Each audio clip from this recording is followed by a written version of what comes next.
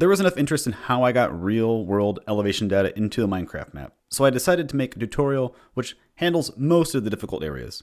If you aren't here from my other video, I'm standing on Grand Teton at 1:1 scale in vanilla Minecraft with a custom build height. I am using mods to make things run smoother and to get this draw distance, and I'll include what I use at the end.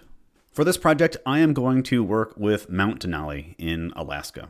I'm not going to do it at 1:1 scale because it won't fit within the maximum build height, which is technically 4,000 meters in Minecraft, but that's if you go negative 2,000 to positive 2,000 roughly. I don't know what type of machine you would need to run that, because from 0 to 2,000 is still incredibly difficult. So I am going to do Mount Denali probably at 1 to 10 scale. So it'll still be 600 blocks tall. That'll still be pretty good, and it will be a lot of examples of how to overcome certain obstacles in this process. Programs that I recommend you use are QGIS, an open source geographic information system. I'll include the link down in the description, but download the program, install it. All of the defaults will probably be just fine. And World Painter, pick the install you need for your machine and install that. And that's it. And you'll also need Minecraft. To get the actual data files, there's a couple different options. And well, there's many different options actually. There is the Japanese Space Agency, JAXA, that has 30-meter resolution for the entire planet. You do have to register for this. You can scroll down to download and then do this registration and give your justification. You can just say that it's for fun or whatever, and they will give you access to it. You'll get a login, and the link that they provide will bring you to this website. We are going to go to Alaska for Denali, and it should be right here.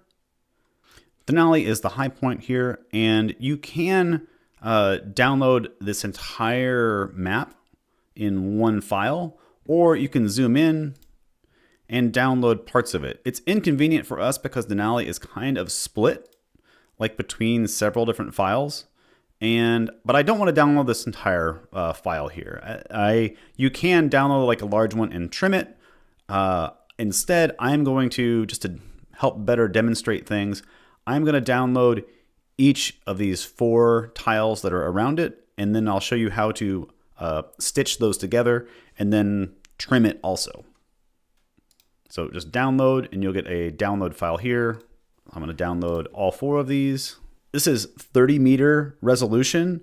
So if you wanted to do a map 1 to 30 or less than that, like if you wanted to do 1 to 100, you could easily like resample this down. Looks like I have some glaciers too. Cool. So that's the Japanese Space Agency. The second way to do it, specifically for things inside the United States, is the USGS. They have a national map. You can go to the national map downloader, and you can click on elevation products, and then the type of product you want. So there are 1-meter resolutions. This is how I did the Tetons. But if you look at their availability, which will take a second to load, all of the red area is where you can get 1-meter resolution data. Alaska specifically has 5-meter DEM. Okay, and I kind of skipped ahead on this part. If you scroll up, you can click extent for your area of interest. And so we're interested in Denali right here. So I'm just going to draw a little circle or square around there. And then I have my 5-meter selected, what I want to look at. And then if I click search products, it will bring me to a page, and I can hover over these, and these are the images that cover that area. So I am going to download all of these as well. Okay, so here are our Alaska files. They are all TIFF files. These are all DEM, or digital elevation models. They are just image files where instead of color, you have elevation data. From JAXA, there are these zip files. If you open them up, there is a TIFF file in here, and this is the only one that you need. So I'm going to take all of these TIFF files out. Here's our USGS 5-meter resolution, and then here are our 30-meter resolution from JAXA. You can tell the file difference is quite different. If you open them up in an image software, they're just relatively gray. You might be able to see some variation. If you look at the histogram, all of the values are kind of in the middle here. So if you wanted to, this is not necessary. This is just looking at things. We can adjust the levels of the image, and you will see that There, now it's a height map, so you can actually see the glaciers and the high points and low points and everything like that. So this is all that a DEM is. It's an image, and each pixel has an elevation data instead of a color value. Next, we're going to open up QGIS, and we can put some files in there. When you open up QGIS, this is what it looks like. You can click and start a new project, or you can just drag an image directly in here and it'll open a new project for you. Besides having elevation data, there's other metadata in these images that actually tell it where on Earth they are and how like the image is placed and everything. So if you drop these other ones right in here that are right next to it, like wherever, they will automatically align and like line up like perfectly, like where they're supposed to be on the planet. You can actually see down here, you can see the coordinate system, and there's a little icon here for identify. If you click anywhere, let me make sure I actually have, okay, so these are my different files that I have loaded. This one is active, so I can click in an area and then it tells me the data for that band or whatever I'm looking at. Happens to be elevation, so this little spot here is 2,000 meters above sea level. Same here, so you can see that we're lowering down as we're going down the slope. If you click on the top of if you go to the peak of Denali and click on that file, then we're almost at 6,000 meters tall. I'm going to make a group here,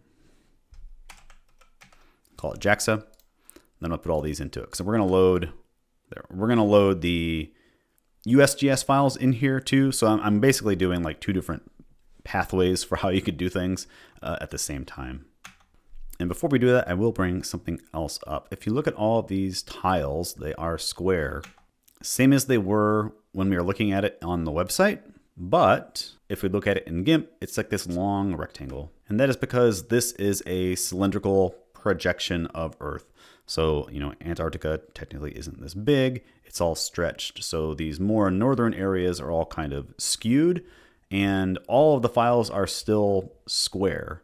But this is one of the powers of GIS, that it knows all of these things. So we actually have a map projection down here. And I am going to change this to an Alaska-centric projection. And there, now we have everything more the same size as we were kind of would expect and skewed like the right way.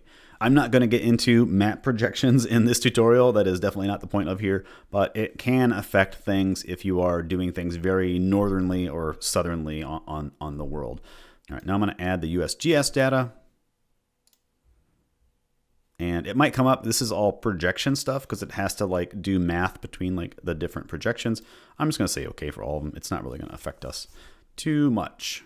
Let me drag all of these into the USGS. Okay, so now we have the USGS and the JAXA. And you can see that they are lined up. They're almost the same thing. They're all registered to the same location. But we can check their resolution. So let's zoom in. And I want to try to find an area. So you can see the pixels.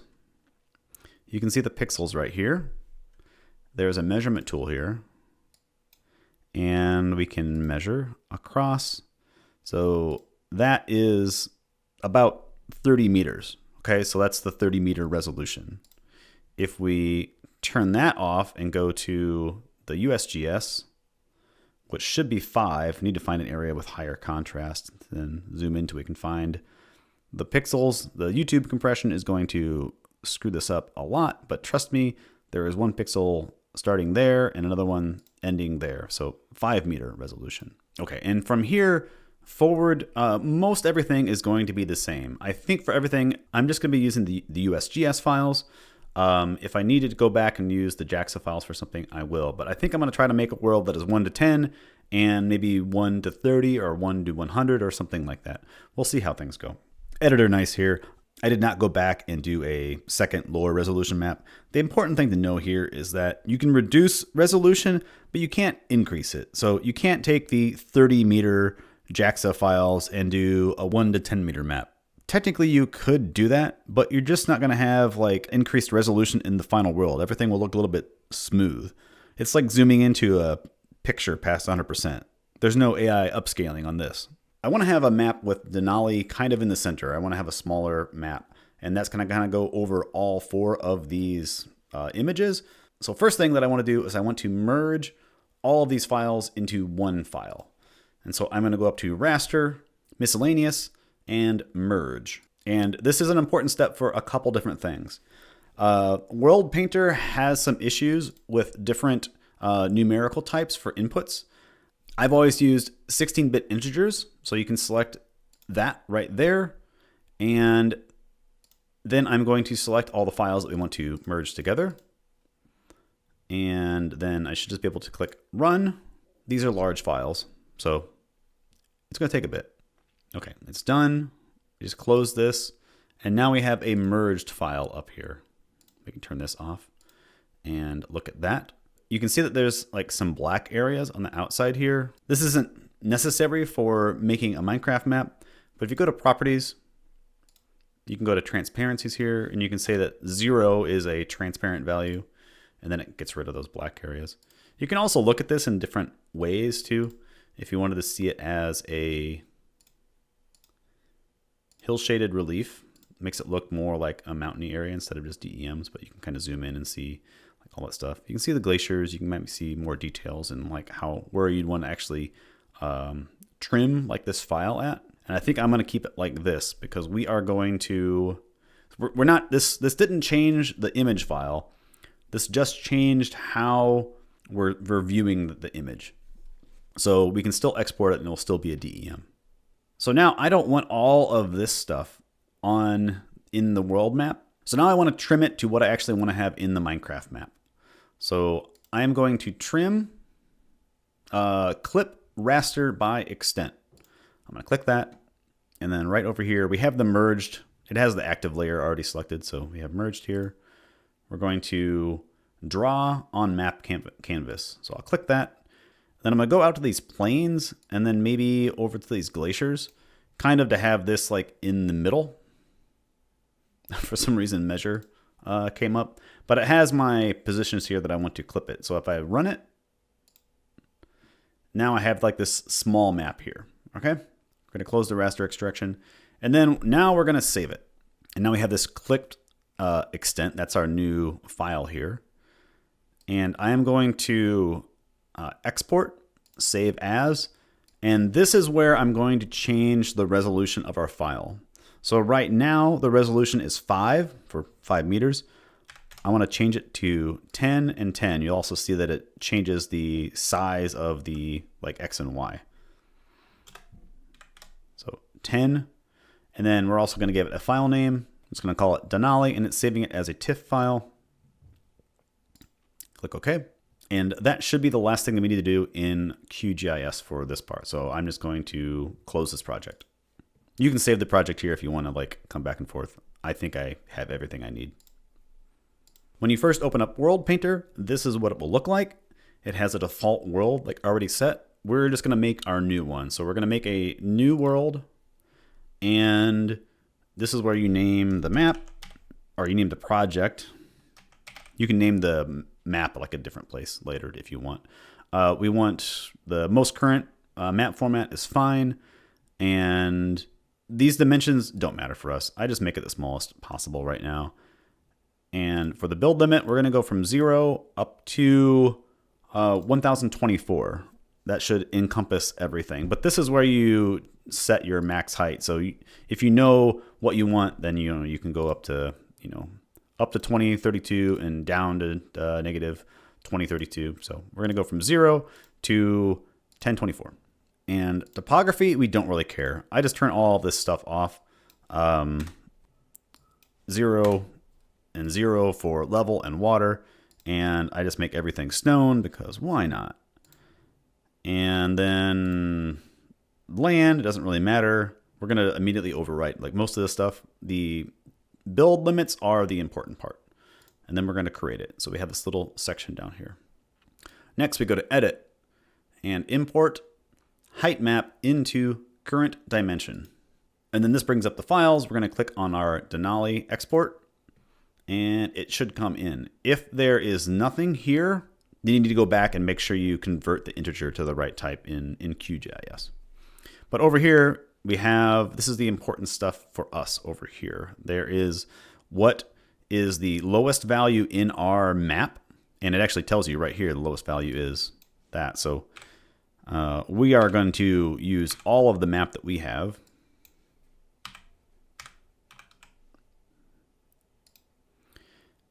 And then we start seeing stuff over here. There are 2 columns of data here. And then you can put in what you want to have as the lowest and highest data that you're taking from the map. And then these are what you want those mapped to in Minecraft. So we are going to map our lowest to 0.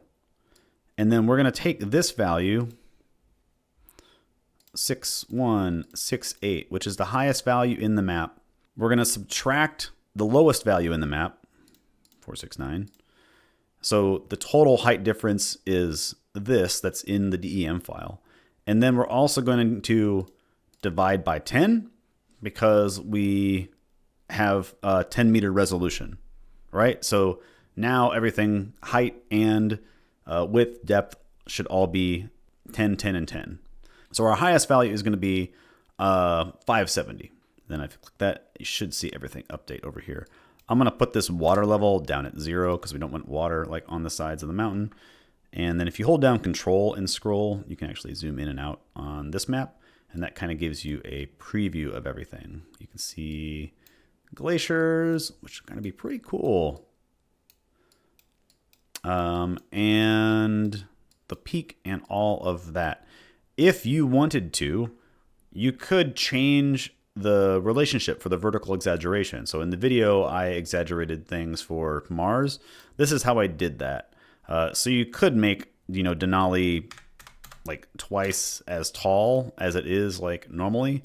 You're not really going to see a whole lot of difference here. You'll see it in the next step of here, but you can kind of just stretch the vertical there, or you can make it very flat too. Okay, so everything is done here. I'm going to again change all of this just to stone for right now, and we'll do some other things later. I'm going to click OK, and all this will be imported into the map.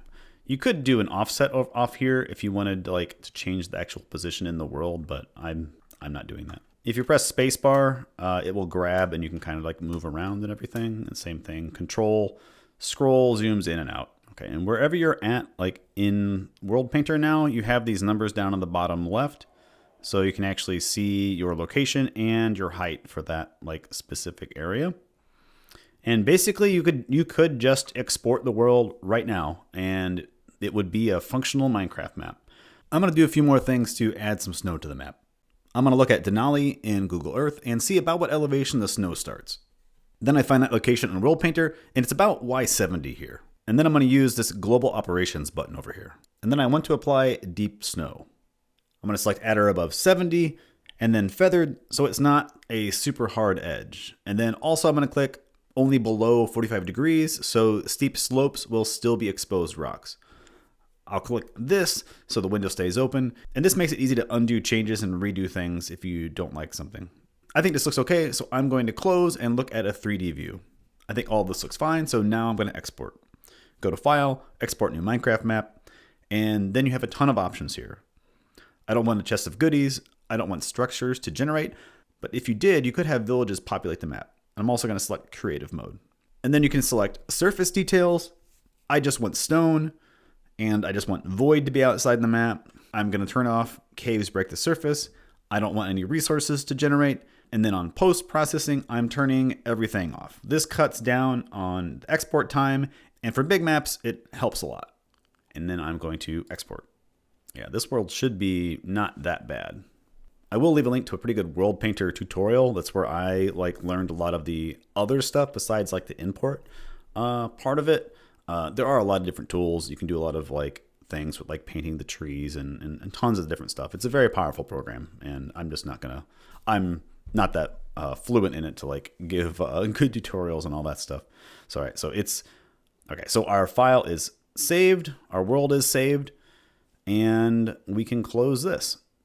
I didn't actually pay attention to where I saved the world file at. It ended up going into my normal Minecraft installation and not my modded version over here. So I'm just going to copy the world into saves, and that's it. It should just show up as like a recent file, and let's open it up. It will come up with like this because we have the custom dimension information for the custom world height. You know what you're doing. And this is the edge of the file. I turned off distant horizons for a second. We're just going to increase our render distance and just go au naturel and see if we can find the peak this way. Oh, this is pretty cool. Is this it here? Nope, not here. What am I at here?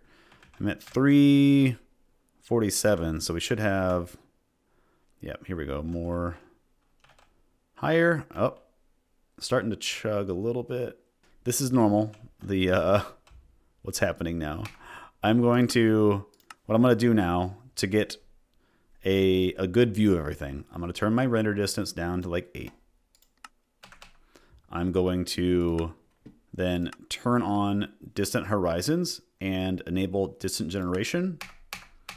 And then I am just going to sit here for a bit. I'm actually going to walk away, get a drink, and I'm going to let it build the mesh for the distant horizons. And then we'll be back whenever it's done processing. Okay, so everything is done loading. I can turn off enable distant generation. That will just save on some memory. But here you go. Here's Mount Denali at 1 to 1/10 scale. It's pretty impressive still. I didn't spend any time actually, messing around with like the right angles and changing the stone types and putting some vegetation, and all of those things are things you can do in World Painter. But like all in all, this took me less than half an hour to do while I was recording this, I think. And like you can get some amazing like results. Like I can imagine doing this and then painting in some other biomes, and if you're not just making trying to make a reproduction of Earth, but if you're just trying to make a cool map, like this is definitely a way to get some interesting shapes and features into worlds and everything like that. So that's it. Hopefully this tutorial helps you out and makes the process a little bit easier to do. There is a lot of information. There is like even some like sub 1 meter resolution DEM data out there.